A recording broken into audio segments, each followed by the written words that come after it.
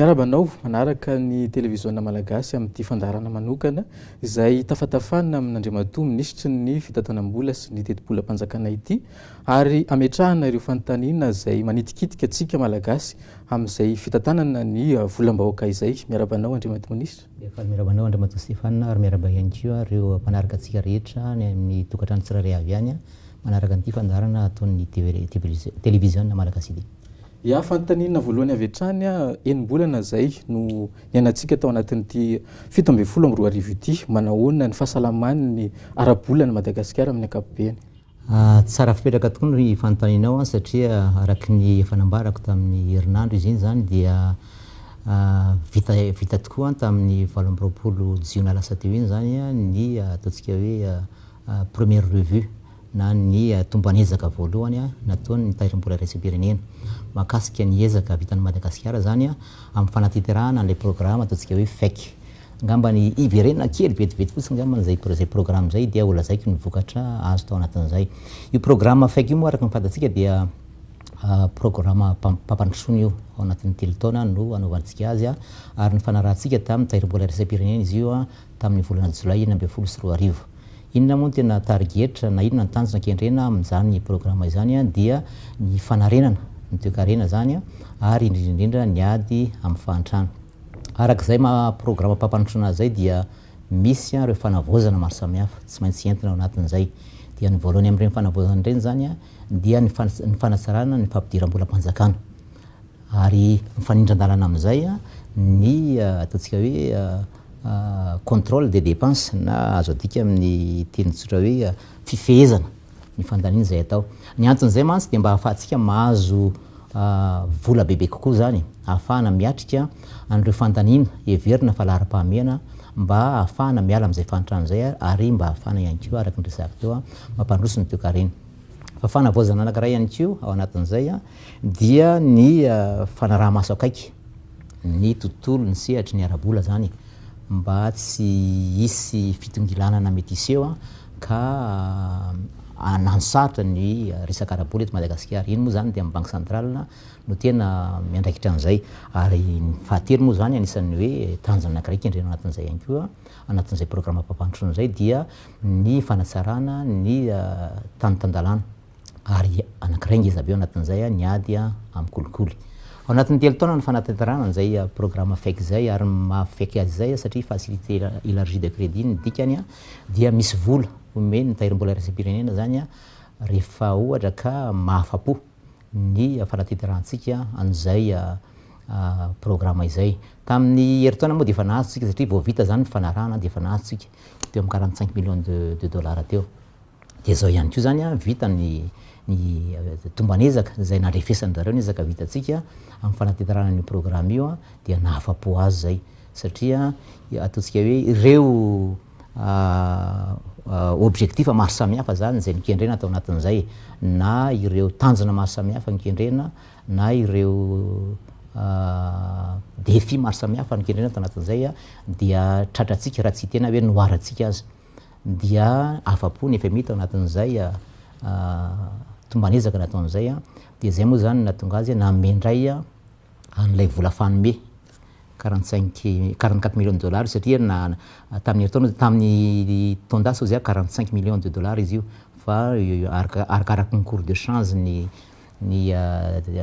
droit de tirage spéciaux izy io dia zao izy 44 millions de dollars fa tsy vitan'izay ihany iny le fanome zany rehefa vita ny tomban'ezaka fa tsy vitan'izay fa mbola nameny ihany koa tsika nampitombony zany vola fanome antsika nampitombony teo amin'ny 42 millions de dollars teo. Dia zay mahatonga le 86 millions de dollars.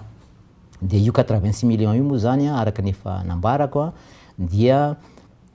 misy mijanona amin'ny banque centrale 36 millions de dollars fa ny 50 millions de dollars dia omeny ny trésor dia zay 50 millions de dollars zany eritreretintsika amatsina aloha ny ireo réhabilitation maro samihafa zay tsy maintsy atao noho ny fahasimbanana teraka ireny ny cyclone enao reny zay zany ampahany anankiray zany zay fa misy ihany koa ampahany eo amin'ny 15 millions de dollars io zany 35 millions zany anaovana réhabilitation fa 15 millions de dollars io ahafahana miatrika an'le transfert tokony omena ny jirama zay tsy maintsy atao ihany koa mba ahafahany zany miatrika an'le le vokatry ny haitany satria noho ny fahakilizan'ny rotsakorana zany dia tsy ampy ny orana nentina nanodinana na nireny turbine zay miasa amin'ireny site hydroélectrique reny dia tsy maintsy niakatra ny fandanindrareo amin'ny resaka carburant zany dia zay ny tsy maintsy namezana ny jirama an'izay tombony zay 200 milliards d'ariary moa izy io zany nomena azy en plus zany fa izay ataoko zay hoe ny ampahany ameny ny FMI zany dia ahafahana miarika an'izay fampiakarana subvention omena ny jirama zay nivoaky ny ampahany faharoa tamin'ny volany feka zany ary efa nitenenao teo moa ny sora-bola amin'izay ahoana ny hoe ahafahana mampiasa ny vola io mba tena hoe iainan'ny olona tokoa le izy hipaka amin'ny vatana ny amin'ny vahoaka tsirairay ny tombontsoa avy amin'ny fanomezany ny FMI ireny lela vola ireny. Ny vola omen'ny FMI moa fa araka ny efa fantatsika dia aide à la balance de paiement izy io zany hoe ahafahana miatrika reo fanafarana entana mety ilayntsika satria ny exportation ny recette d'exportation antsika mantsy tsy mbola mahasahana ny hoe tena filana eo amin'ny fanafarana entana mety ho atao ny antony maro samihafa dia no fisin'izay elanelan'izay dia zay le ataontsika hoe aide à la balance de paiement io nomeny ny FMI matetika mba ahafahana manatratra an'izay elanelan'izay mba ahafahana miatrika ny fanafarana entana tokony ataontsika arakaraky ny filana ny toekarena zany fa tamin'ity araka ny resahako teo dia nisy ny fitombony zay vola nomeny zay dia iny moa ny resahako teo hoe misy ampahany zany atao transfert ho an'ny jirama misy ampahany zany anaovantsika ny réhabilitation fa zay ny vola omen'ny FMI zay fa tsy zay vola zay ngeny tena azo ataontsika hoe ahafahana tena miatrika fampandrosoana fa zay zany no ampiasana ny vola omen'ny FMI fa ny tena zava-dehibe dia ny fisokafan'izay fitokisana na fampatokisana any Madagasikara sy mpamatsy vola zay sy mpampiasa vola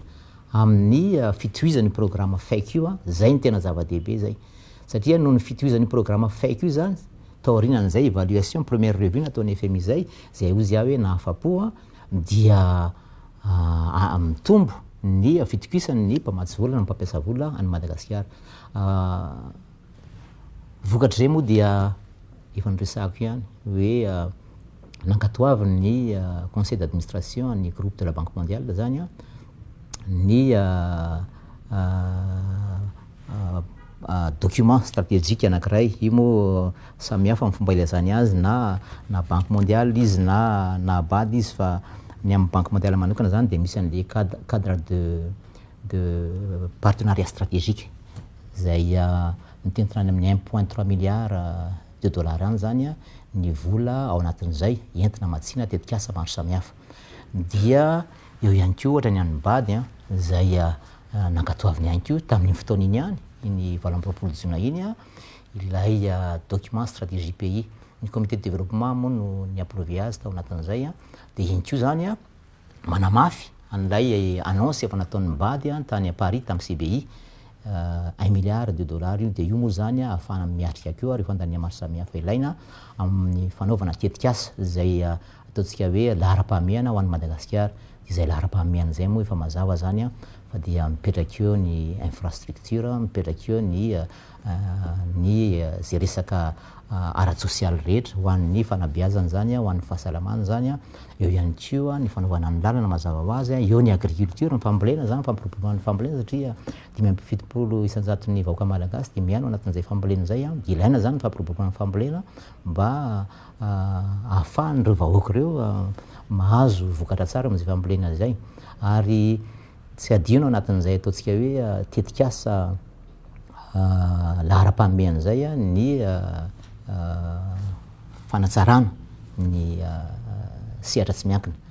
fanampina ny sehatra tsy miankina zany satria ireny no tena miteraka asa ireny ary miteraka ihany koa valeur ajoutée ho an'ny firenena zany ahafahana manatsara ny taux de croissance tsika zany dia zay vola zay reny vola reny tsy reo ihany mpamatsy volantsika fa eo ihany koa ny Union européenne eo ihany koa ny AFD sy ny sisa tsy ary voatanisa fa izay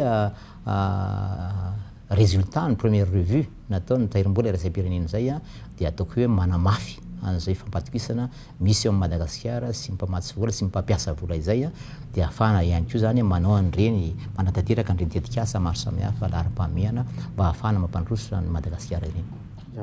Andriamato Ministre efa natsidika ihany ny resaka CBI, ny conférence des bailleurs internationaux izay nitanterahana tany à Paris tamin'ny volana novembre 2012.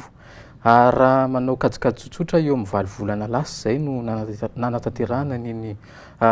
conférence des bailleurs iny. Aiza ho aizitsika amin'izao amin'ny hoe famoahana reny sorabola zay notononony reny mpamatsy vola sy mpampiasa vola ireny tamin'izany fotoana, raha tsy diso eo amin'ny 10 milliards de dollars eo izy. Tena marina zay resanao zay ary tena mitombona tokoa le fanontaniana satria ny fanontaniana apetraka ny vahoaka ange amin'izao dia hoe ino tokoa ary le vola 10 milliards azo tany Paris dia aiza izy zao ohatra ny tsy hita soritra eny amin'ny fiainan'ny vahoaka eny le hoe inona nanaovana azy. Dia io no itondrako fanazavana efa nentiko teto ihany izy fotoana lavalava ihany amin'izay fa tsy maninona mamerina azy mba ho azon'ny olona lizy. Tena 10 milliards tokoa no vola azontsika zany na ny annonce nataon'ireo mpamatsy vola mahazatra na ireo mpampiasa vola tany Paris. Ny 6 milliards dia ho an'ny mpamatsy vola mahazatra, ny 4 milliards ho an'ny mpampiasa vola any amin'ny sehatra tsy miankina zany. Dia eo amin'le 6 milliards mbola zaraiky roa ihany. Eo amin'le 6 milliards zay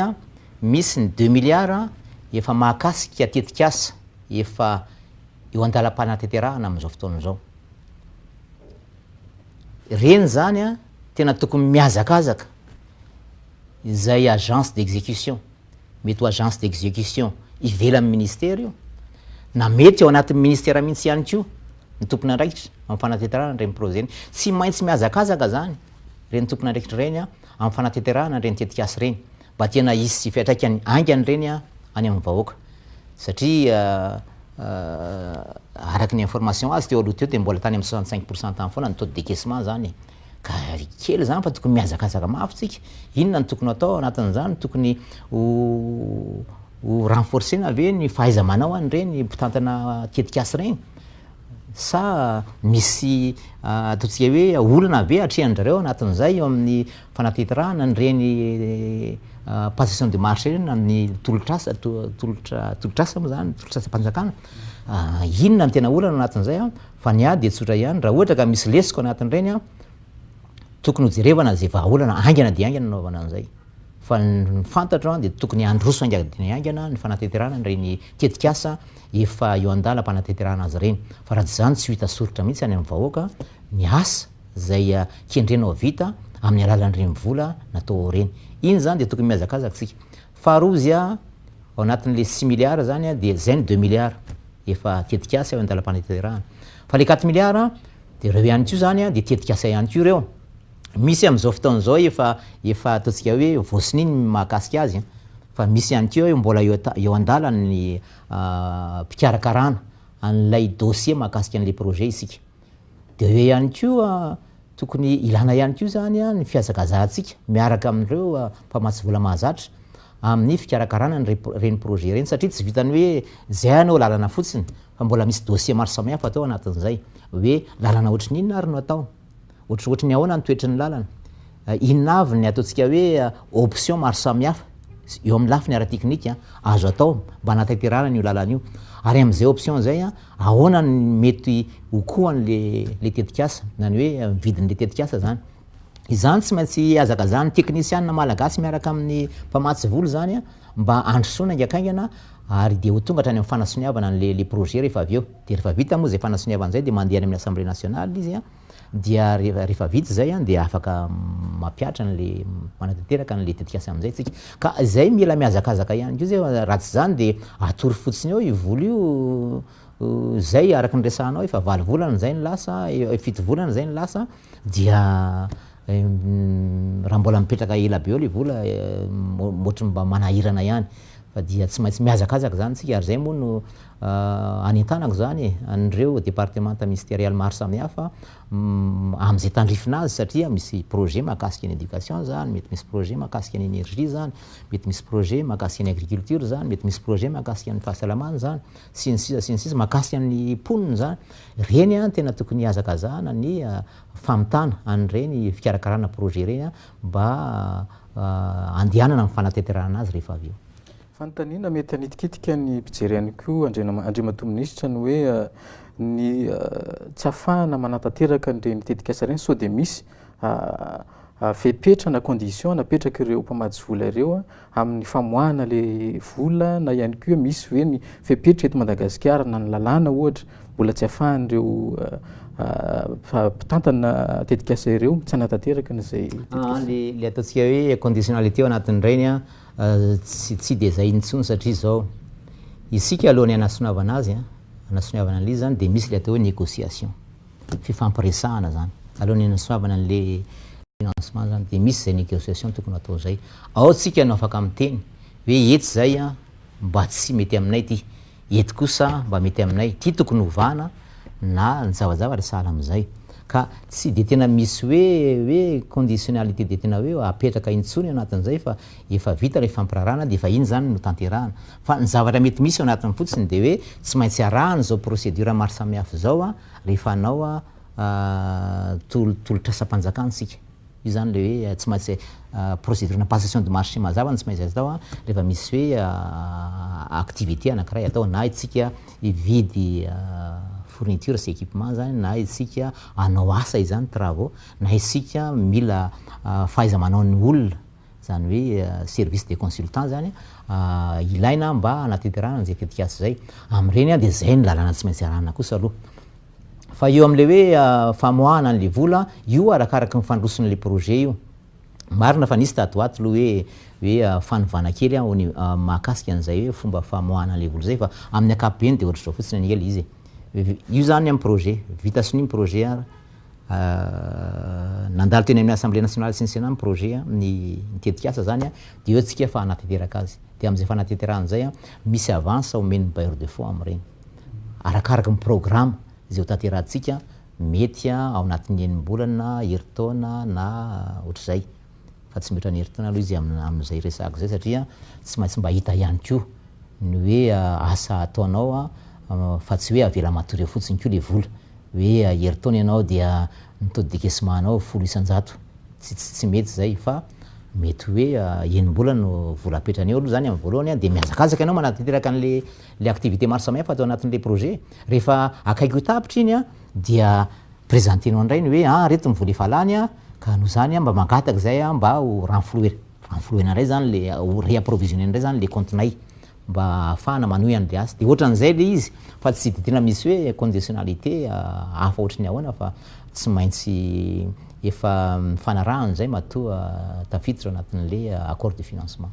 somary iverenantsika kely ny fitantanam-bolam-panjakana amin'ny ankapobeny eto Madagasikara ny farana tamin'ny faraparany herinandro teo ny fivirina ara-potoanany parlementaire rotonta eto Madagasikara ny antenimieram-pirenena sy ny antenimiran-dolona nanao tatitra ny prime ministre lehibe ny gouvernemanta fa manodididina ny 400 eo ny taux de croissance ho an'ny Madagasikara azo iverina ve ny mbola isiny ny fiakarana avoavo kokoa amin'ny taona manaraka inona ny sakana mety tsy akaran'izay salanisa izay izay iny de miankina amintsika eto ihany marina fa hoe arakaraky ny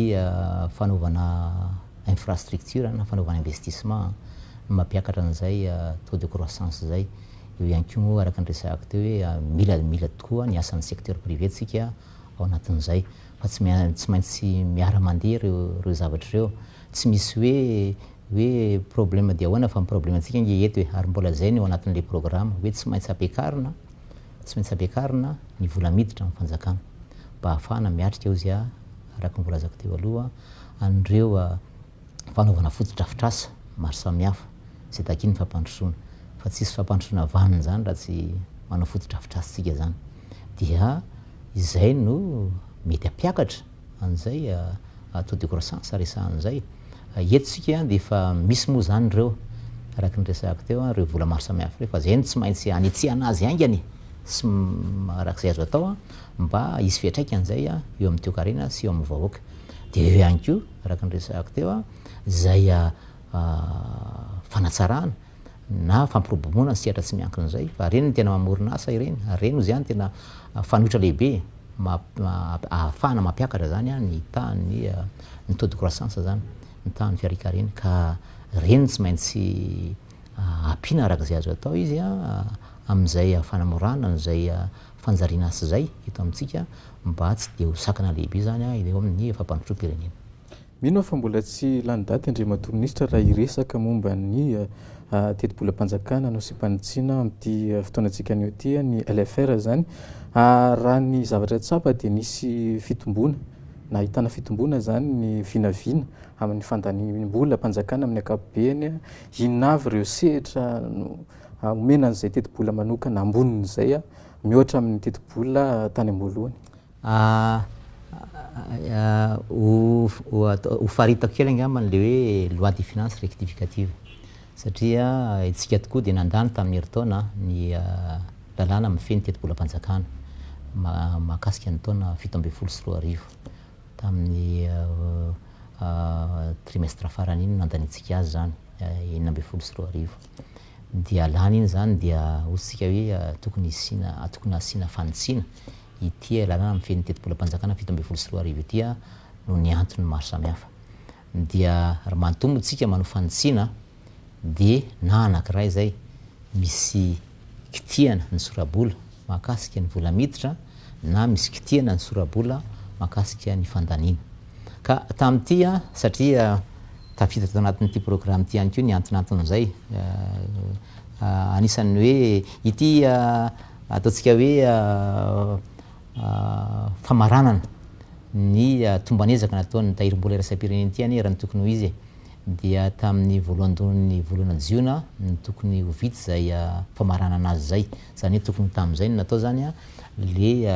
fandiniana le fampidirana azy tao anatin'ny filakevim-pitantanana ny tahirim-bola iraisam-pirenena. Fa nohon'ireo information maro samihafa zay tsy maintsy nomena ny tahirim-bola iraisam-pirenena mahakasika indrindra ny hoe ahoana ny teti-bedy ny zavatra simba nateraky reny cyclone enao reny anankiray zay. Iny tsy maintsy nisy complément d'information nomenandry zareo mahakasika an'izay. Tsy maintsy nomena complément d'information ihany koa izy mahakasika ny jirama satria tsy arakaraky les subventions zay noeritreretina 250 milliards ny vinavina tamin'ny taona 17 fa napiakarina ho 450 milliards zay zany hoe nampitombona 200 milliards araka ny resaka teo izy dia teo le hoe ahitany zay niteraka tsy fisian'ny rotsakorana be loatra raha tadiditsika tany amin'ny volana février mars tany mbo tena nisy ny rotsakorana natao anatin'le cyclone iny fa ny talohan'izay taty amin'ny mois de novembre taty nanao amin'ny francophonie, ny décembre tsy de nisy firy, janvier tsy de tena hoe manahoana fa teo amin'ny février sy mars teo mbo tena nisy izy. Noho zany tsy ampy izy le rano nentina nampidinana le turbine amin'ireny site hydroélectrique ireny zany mamokatra herinaratra. Noho zany arak'izay zavatra zay dia nitombo ny subvention na ny transfert tokony omena ny jirama dia zany rehetrarehetra zany tsy maintsy misy sorabola satria raha 250 izy teo zany tsy maintsy ampitombola 200 mba ho 450. Le fahavoazana na mifasimbana maro samihafa zay nateraky ny cyclone enao tsy maintsy natao ihany koa ny tombatombana hoe ohatrinona ny vola ilaina mba hanarenana an'ireny zavatra ireny satria marina fa tsy vitantsika irery no manarina an'izany fa mila ny fanampiny ireo mpamatsy vola mahazatra. Noho zany tsy hita tao anatin'ny sorabola ny 17 ihany koa zay satria zavatra tsy nampoziny zany. Zany tsy maintsy soratanao koa zany zay zavatra zay. Dia ny fahatelo moa zany mahakasika ny Madagasikara. Io moa araka ny fantatsika dia misy ihany tokoa le fampiresahana amin'izao fotoana izao, fampirarana amin'le partenaires stratégiques aérostral zany zay hiara-iasa amin'ny Madagasikara mba hiara-anarina zany an'io orinasantsika io compagnie antsika io satria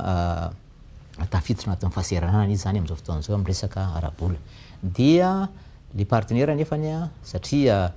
hitondra fahaiza-manao izy ao anatin'izany ara-teknika zany raha tsy hiteny fotsiny hoe fikojakozana nyreny fiaramanidiny reny eo ihany koa ny lafiny ara-baritra mety hoe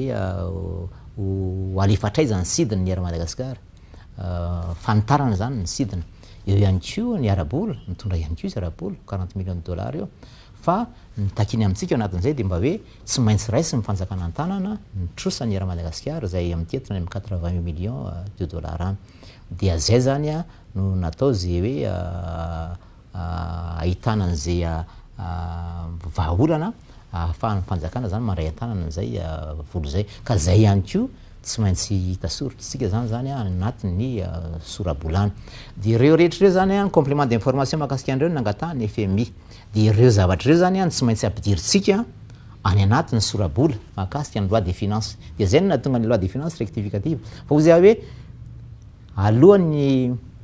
ny anampin'ny olona atsika am'izay zavatra zay dia tokony mba manao effort aloha tsika hoe nareo kosa ary raha ohatra ka mba hanampy anareo ohatr'izay mba mahazo vola mahazatra de mba ohatrany ahoana ny entinareo de teo moa tsika nanao effort ihany koa de nampitombotsika 55 milliards d'ariary zany ny recette-tsika zany zay douane sy ny impôt zany no niandraikitra an'izay dia no fisiny zay fanitsina soraboly zay zany no natonga an'le loi des finances rectificative mba tsy ilazako afa-zay fa mbola misy afa madinidinika ohatrany hoe misy zavatra tsy maintsy atao makasika ny ady atao amin'ny insécurité zay mampikaikaiky amin'ny vahoaka amin'izao fotoana zao dia tsy maintsy nampitombona ihany koa zay zavatra zay mety io le nresahako hoe tenen'ny olona hoe ka rehefa jerevana le am'le lalàna amin'ny feny teti-bola nge nasipanitsiana ohatrany nidina le volany mena ny ministèren'ny défense na menan'ny gendarmerie na menan'ny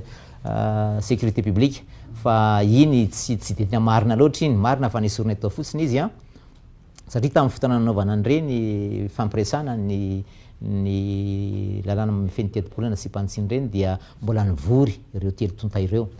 mba nanao ny stratégie any zany hoe ahoana ny tena fomba atao hiatrehana nyty insécurité ty de ohatrany ahoana koa zany tena mety ho ilaitsika de zay nanasorany fotsiny an'le zavatra sasasany tao reny ange mety hoe karaha tsy de tena hita loatra ny hoe omenaniza le izy ohatra na mety hoe matériel tsy de tena tsy hoe matériel fa mety hoe réhabilitation na bâtiment na ohatr'izay nitsoahana zany izy mba anampianay an'le totobola eritreretinay ho atao zany omena azy ahafahany miatrika an'izay resaka opération na intervention mety ataony folo alan-dà na ny gendarmerie na ny police pirenena zay reny no nesorina satria ao anatin'ny ligne transversale anakiray atao amin'ny ministère en finance misy an'izay intervention zay de nafindranay eo fotsiny izy fa iny zany no omenandrareo rehefa tena manao opération na intervention izy ahafahana miatrika an'izay tsy fandriam-pahalemana eto Madagasikara zay de reny no ataontsika hoe zavatra tsy maintsy nasina fanovana zany tao anatin'le teti-bola lalàna amin'ny feny teti-bola 7.10 Andriamato Ministra vaovao novoizina teny amin'ny fampalalam-bavao tato ato zay fa hoe tsy manambola ny fanjakana mindrambola ny fanjakana ary hoe mindrambola any amin'ireny banky primaire zay manahoana ny mety hoe fahamarinana zay na ny tsy fahamarinana zay iny aloha dia tsy marina iny ary mba iangaviko ihany mpanao gazety mba hiantso mivantana ty amin'ny ministère fitantanam-bola sy ny teti-bola rehefa mahare vaovao hafahafa fa tsy marina loatra iny tsy ampy ny vola tokony andaovana ny karama zany raha tsy diso de mahakasika an'le findramam-bola natao tamin'ny Deutsche Bank ny resana anatin'io findramam-bola mitentina teo amin'ny 55 millions de dollars teo zany izy io moa zany de efa nandalo teny amin'ny anteny miram-pirenena de efa nandalo ihany koa teny amin'ny anteny miran-doolona zany zay efa nankatohany zay fa izy io dia natao ifindramana io satria araka ny resahako teo aloha hoe tamin'ny fampirarana nataontsika tamin'ny terim-bola raisam-pirenena zany dia tsy ho vity zay fanarahana zay raha ohatra ka tsy apuré zany ny déficit budgétaire atsika tamin'ny fotoan'androny zay rehefa matao moa fampirarana sahala amin'ireny de zay no ataontsika hoe fepetra tsy maintsy hita iny ny FMI amin'ireo firenena rehetra fa tsy Madagasikara fotsiny akory rehefa manao fampirarana mahakasika ny facilité l'argent de crédit reny dia zay no anton'le izy ary mariako eto aza fa io déficit io dia nakasika ny programme d'investissement public izy io zany hoe vola natokana ho anaovana investissement zany ka izay no antony indramana azy ary izy io aza tsy ny banque rehetra na ny institution financière rehetra no manaiky anao an'ireny fa nanao karazana appel à manifestation d'intérêt zao tsika nisy banque vitsivitsy namaly fa io anankiray io ihany nataontsika hoe nahafapo teo amin'ny condition financière zay izy anapetrany de zay no antony anaovana an'le findramana fa tsy hoe fa andohavana karama zany fa tsy marina velively zay rehefa mifampiraraha amin'ny tahirim-bola raisam-pirenena sahala amin'ireny dia tsy manaiky mihitsy izy raha tsy apurenao kosa aloha zany hoe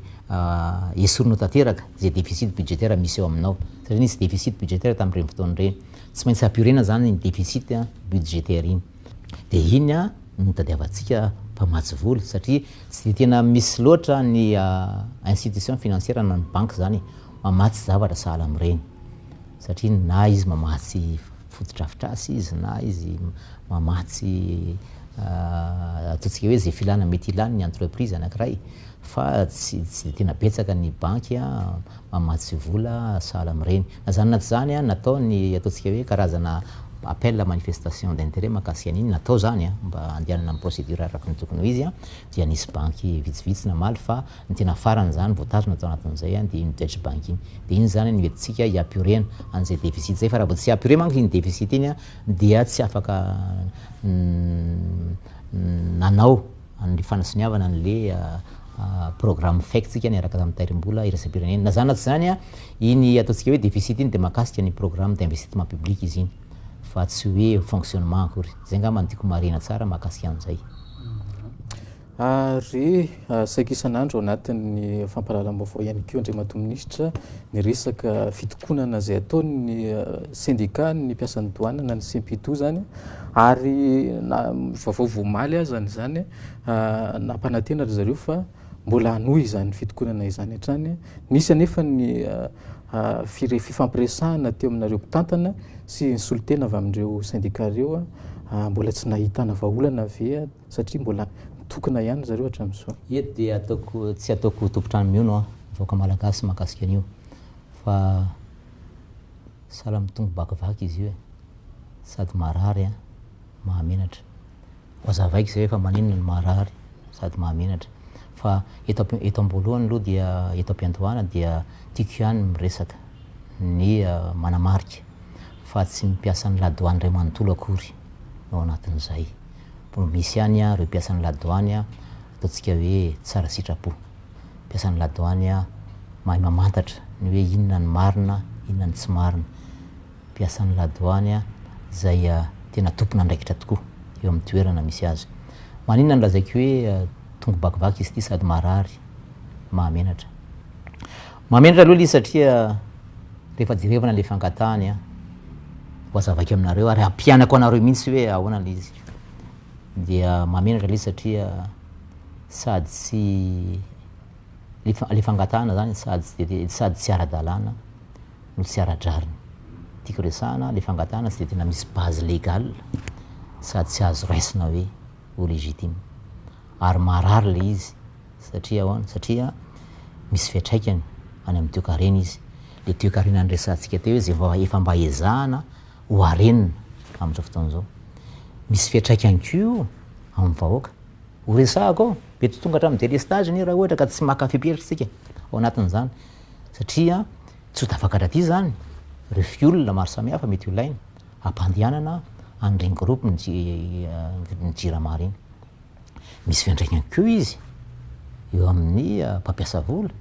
eo amin'ny siatra tsy miankina ho azavaiko eo zay satria mety ho very vola ireny olony ireny satria tsy afaka miodina araka ny tokony izy ny orinasany dia tsy afaka mamokatra ihany ko izy zany satria tsy tonga reo matière première mety ilaina ahafahany manao an'izay famokaran'izay ka maro samihafa mifiatraika mbola iverenantsika moa zay fitraikany fa iverina zany am'le hoe inona moa zany tena anton'le grevy io zay hoe ampiaiko anareo ny antony voalohany resana zany de hoe iverena ozy ny rareo aloha ataoko hoe izy zany satria ny président ny Simpito zany no resahaka eto hoe iverena ozy izy ny fomba ikajina an'lay remizinay ny filazan'rareo izy moa de tena hoe RDR révision méthode de calcul io zany anytambikarama raha ohatra hoe tsoriny mba ahafahany vahoaka malagasy mahazo azy iverena ozy izy ny fomba fikajinan'io hoaniny zay tokony iverina aminay ho amin'ny taona 13 ka hatramin'ny taona 19 efa taona zany satria zay dia voalaza araky ny décret nivoaka tamin'ny 1960 zay nampisy-panovana tamin'ny 1992 eny regret za zay mifitondrako ny ministère eto rehefa ara-dalàna de ataoko de aleo ary jerevana le izy de rehefa nijerevana le izy zany dia zay nahita 2.4 milliards tokony iverina aminy ao anatin'izay izy nefa niteny fa hoe 42 na 43 milliards d'ariary nyresahany eto no chiffre hitan'zareo tao am'izay kajina tao dia naseho azy ny kajina tao dia noresian-dahatra izy de izy hoe marina ihany zay diso zany le 42 na 43 milliards fa 2.4 milliards no izy de rehefa teo ary de ozy izy hoe rehefa zay ary nanaovanareo ny calcul ozy satria misy plafonnement zany natonga an'io tao e misy plafonnement le lalàna zany a miteny hoe tsy mahazo mihoatra an'izao ny vola tokony mena de rehefa vita zany zay de ozy ndray hoe rehefa zay ary ozy ny calcul dia pays eo aminay indray ny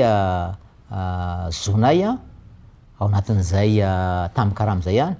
fa makasika ny année 2000-2003 satria ny 2004-2012 efa naloha izy zany mieritreritra hoe tsy voaloha zany fa le izy ange efa voaloha koa efa voaloha koa zay zavatra zay dia mbola nandeha indray zany avy teo hoe raha zay ary no izy satria raha ohatra ka ny ekena manko le hoe 2000-2003 zany de 2.4 milliards zany no aloha aminy am'le ozy hoe 2013 à 2016 satria efa taona zay de 2.4 ihany ko zany amin'ny 2000-2003 efa taona koa zay tokony hoe 4.8 ozy zay zany ozindrareo zany ny vola tokony menanay zao hoe efa naloha le tamin'ny 2000 ka hatramin'ny 2003 fa mba jereo tsara aloha de efa voaloha tokoa le izy dia avy eo indray dia ozy izy indray hoe zay ozy izy efa nanao concession satria ao anatin'le lalàna io zany le décret 1960 nasiana fanovana tamin'ny 1992 io dia milaza hoe 0,5% ny recette zany ny hoe karazana tambikarana tokony mena azy fa zay zany nyvoalazana lalàna izy hoe zay ozy izy dia mangataka 1% io fa zay efa nanao concession satria zay tsy mipetraka intsony tamin'le hoe 1.5% na 1.25% fa 1% menanay dia za moa no teny hoe zay tena ara-dalàna ihany no atao eto satria rehefa zay mivoalazany lalàna dia zay zany tsy maintsy tanterahana ka inona ary ozy izy inona indray ary ozy izy ny président Saint-Pido inona ozy izy ary ny antony zany ny grevenay tamin'ny herinandro raha ohatra ka tsy hoekenareo le 1% de ahoana moa no ahafahana miresaka am'le olona anatin'izany inona ny antony grevenay ozy ka le izy ange ary tsy ara-dalàna raha mangataka 1% ianao tokony mipitrapitra ianao raha mangataka 1% de moa zany mety tonga amin'ny hoe tentsika malagasy hoe raha ianao hoe ajery vao masin-jaza ataoko entre guillemets fa zady ny ara-dalàna ihany resahako eto raha mba zay zany resaka ataonao de tsy mampanina fa ianao mandrangaranga grève illimité foana aiza moa no ahafahana miresaka am'zany zavatra zany dia le izy aza mbola ohatran'izany zany ny fomba anaovana le négociation anatiny ao miovaova foana le izy isaky mahita hoe solution tsika ao anatiny ao ka le problème any aminy no mipetraka amin'ny problème satria tsy fantatro zay zavatra resahany amin'ny mpiaramiasa any hoe misy vola be atsika ao ve sa ohatr'zao ve fa ianao nge tokony milaza ny tena mariny am'ireny mpiaramiasa aminao reny ny syndicat zany resahako mba hoe finalement ry zala diso le calcul nataontsika diso le fangatantsika fa aleoloha mba hiverina hiasa na sala am'zany fa ohatrany mandeha miroso makany amin'ny tsy fanarahan-dalana ihany ny zavatra resahana zany de avy eo indray moa zany ozy izy hoe eny ary fa rehefa tsy légal ary zany ny anay hiverinay kosa io fa légitime satria ny trésor izy mandray betsaka noho zahay de ahoana moa no ahafahanao miresaka an'izany fa nga ny trésor ihany mipiasa amin'ny ministère ny finance sy ny budget misy ngeo direction générale ny budget mandray betsaka ve zany no nydoanina misy ngeo ny direction générale ny contrôle financier mandray tambikarama betsaka ve zany no nydoanina misy ngeo ny direction générale ny audit interne zany ve mandray tambikarama betsaka no nydoanina misy eo ny personnel ny solde raha tsy tenikeo fa tsy atao amin'ny MFB ihany fotsiny keo nge ny fonctionnaire misy fonctionnaire ny ministère de l'éducation mba manahoana ny raisy maître fram reny na ny dokotera manahoana ny raisy ny dokotera ohatra za akory tsy anao hoe fampitahana fa mba te ilaza fotsiny a hoe zany ve no raisina hoe légitime ve zany hoe kely ny azo no ny an'ny trésor de zay ve no entinao hoe hitenenana hoe hoe legitima fangatahana ataonao ka zay ny mahatonga amin'ny teny hoe mahamenatra le satria le izy zany tsy de tena fondé intsony le fangatahana raha mba te hiezaka ary ianao hoe amin'ny fafapo tsy aradrariny akory le izy ka zay no manahirana amin'ity fangatahana ity satria ndraleo moa milaza indraindray hoe ka ahoana moa no tsy anam-bola amin'ny fanjakana zay nge mampidibola eto izay no mampakatra ny recette hatramin'ny siny le hoe contrat de performance ka ity mba asiako fanotsina kely ihany ianao nge mena karama miasa karamaina ianao amin'ny asa ataonao io ny asa ataonao io asa ataonao amin'izao fotoana zao io tokony ataona araka ny tokony ho izy io fa tsy hoe ianao mampidibola izy ve ny tena mampidibola nge de noho ny fiakarany teo karena zay efa nataoko teo hoe misy fiakarany amin'izao fotoana zao no niezaka zay natao zany ary noho ny fiakarany zay teo karena zay de mitombo ny importation ny filana an'ireo mpandraraha maro samihafa eto Madagasikara mitombo ny exportation zay vokatra alefatsika aondrana avy any ivelany izany no miteraka n'le fiakarany le recette douanière zay amin'ny alalan'ny droit zay taxe alohan'ny opérateur no mahatonga an'izay satria miakatra zay importation sy exportation zay nge mampiakatra azy fa tsy hoe mipiasa ny douane mampiakatra azy manao ny asany fotsiny mipiasa ny douane amin'ny mampiasa ny douane azy dia io aloha zay hoe izy mampidibola avy eo anatin'izay fa asa tokony atao io ary satria io no nanakaramana anao dia nanakaramana ny vahoaka anao dia tokony ataonao araka ny tokony ho izy io moa ombako manana ihany kosa le tenin'ny andrimatoa Ugra Johnson za tsy de tena mahalala azy loatra fa nizokony ny fantatry moa niara-niasa tamiko tany amin'ny banque mondiale fa marina mihitsy le izy hoe raha ohatra ka tsy mahafapo anao io karaha mio maninona raha mitady asa hafa zany na miala amin'le asa tsy mahafapo anao ny karaha satria betsaka neny tanora mitady asa amin'izao fotoana zao raha tsy teny fotsiny hoe le concours natao tato amin'ny douane mahakasy any douane hoe indray mandeha iny marobe neny tanora anao an'iny fa vitsy ny raisiny satria voafehy ihany tsika mindrafy ny arabola ka zay mba tiako marena kely ihany zay mba tsy ho diso le resaka atao zany ka iverina am'le hoe marary le izy satria ahoana inona tokoa moa zany tena vokadratsiny ty grevy atao ty amin'izao fotoana zao zay dia mahazo tatotra tsindraindray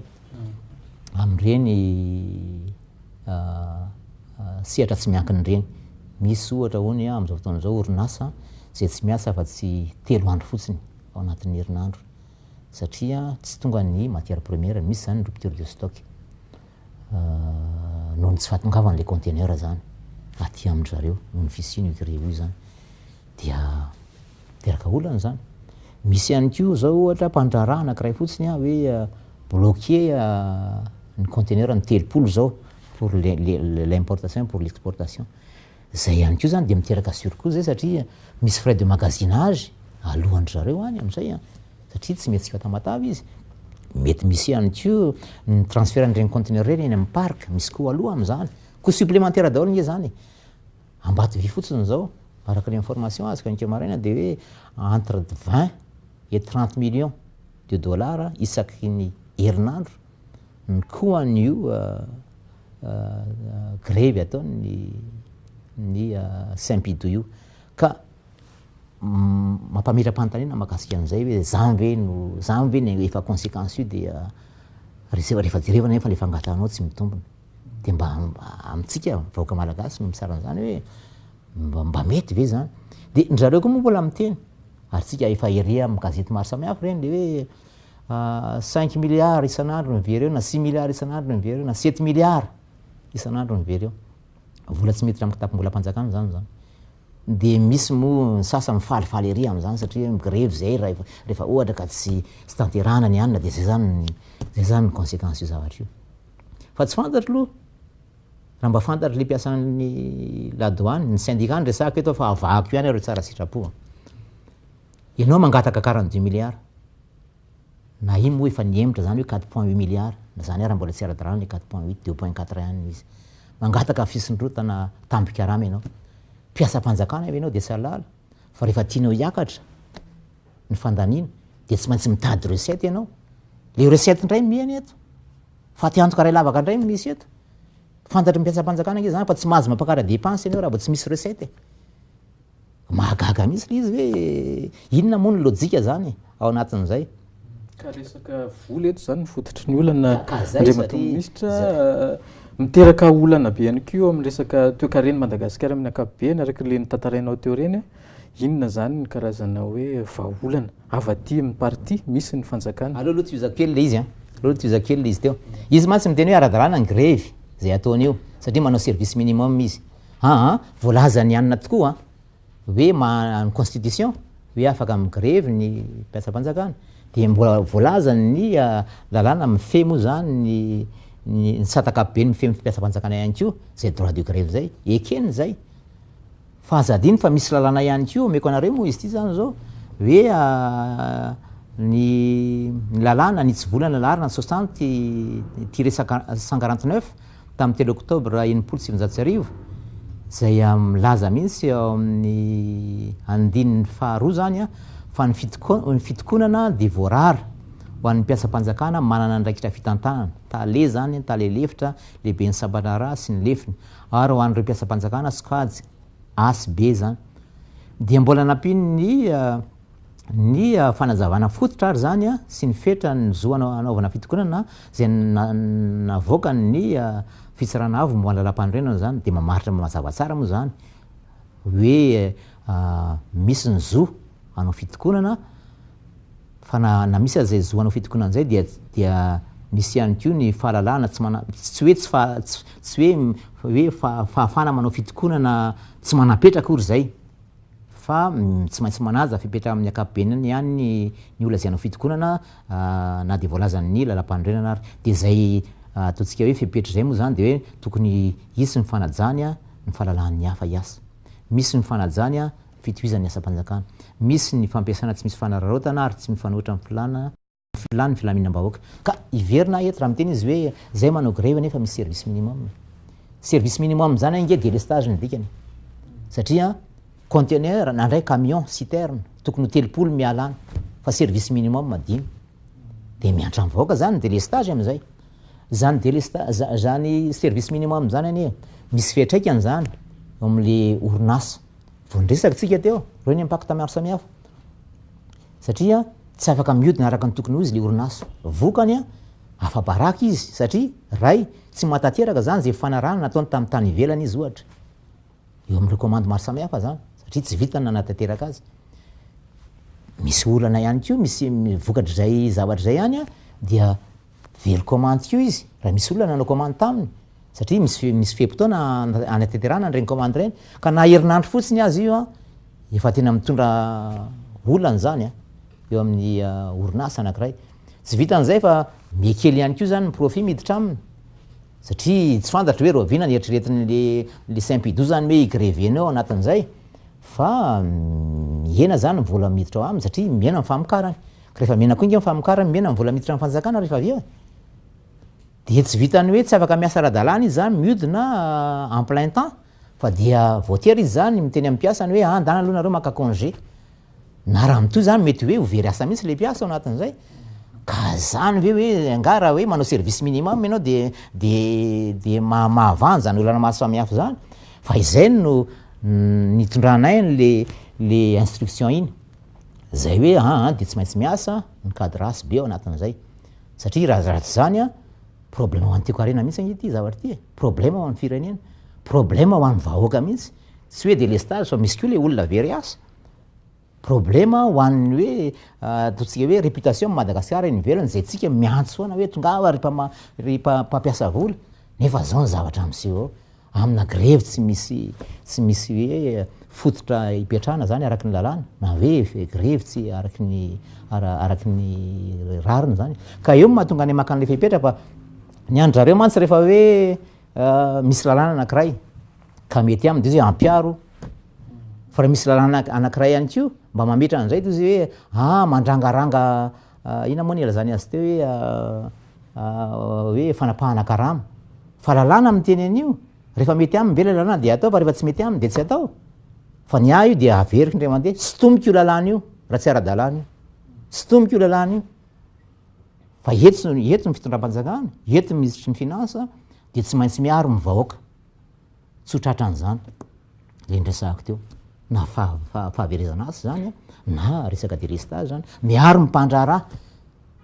miaro ny toekarena malagasy zay tena ela nge tsika roa taona sy tambagna nge zay vao tonga am'izao toerana misy atsika zao tsika eo am'le mba hoe fanatsarana ny fanarina ny toekarena ary zao aza mbola hoe tsy mbola hoe araky ny tokony ho izy fa mbola misy ezaka be atao foana mba hanatsarana azy araky ny tokony ho izy fa tsy hoe efa tonga amin'ny toerana io indray dia adoboka indray le toekarena ka zay tsy maintsy andraisana fepetra zay ary io le ozy na hoe inona fepetra raisina fa zay aloha aminay averiko ihany tsy mitombona intsony le izy araky mbola zako taminareo teo nanareo ary aoka hitsara ny vahoaka aoka hitsara anatin'izany fa tsy mitombony io fangatahana ataony ny simpido io ka amiko dia ampiary ny instruction natao iny ary eto koa dia resahako ty fa rehefa tsy miasa ianao dia tsisy karama satria ny karama mivalika sasarana voalaza ao anatin'ny lalàna zany no zany tsy mando karama eto sika tsy mandray karama zay tsy miasa ao anatin'izay ary resahako zay